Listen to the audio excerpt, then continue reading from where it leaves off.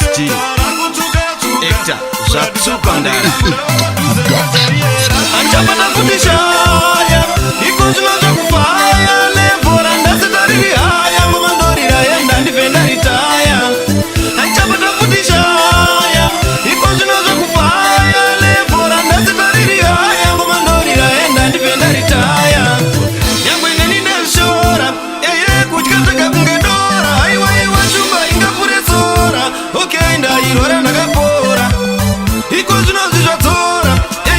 kunhuhwira madhora upenyu kunge vhiri kunge bhora taura kuno vari kundida diaspora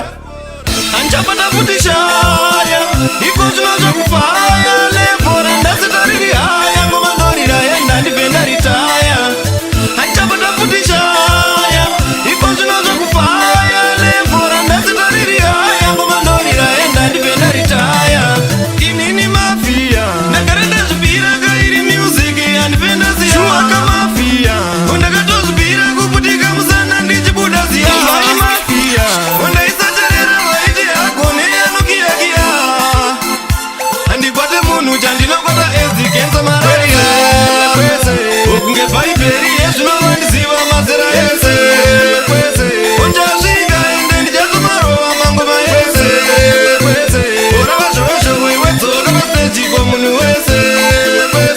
uchasvika ende ndichazomarova mangoma ese nyangwe neni ndazvishora eye kutya takakunge dora haiwaiwa shumba ingapuretsora okay ndairora ndakapora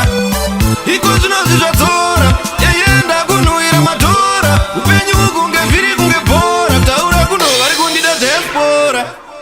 anchapata kutishaya iko zvinozvakufaya lebhora ndasitariri haya ngomandorira yenda ndifenda ritaya anchapata kutishaya iko zvinozvakufaya lebhora ndasitariri haya ngomandorira yenda ndifenda ritaya anchapata kutishaya iko zvinozvakufaya lebhora ndasitariri haya ngomandorira yenda ndifenda ritaya anchapata kutishaya iko zvinozvakufaya lebhora ndasitariri haya ngomandorira yenda ndifenda ritaya One Neck Entertainment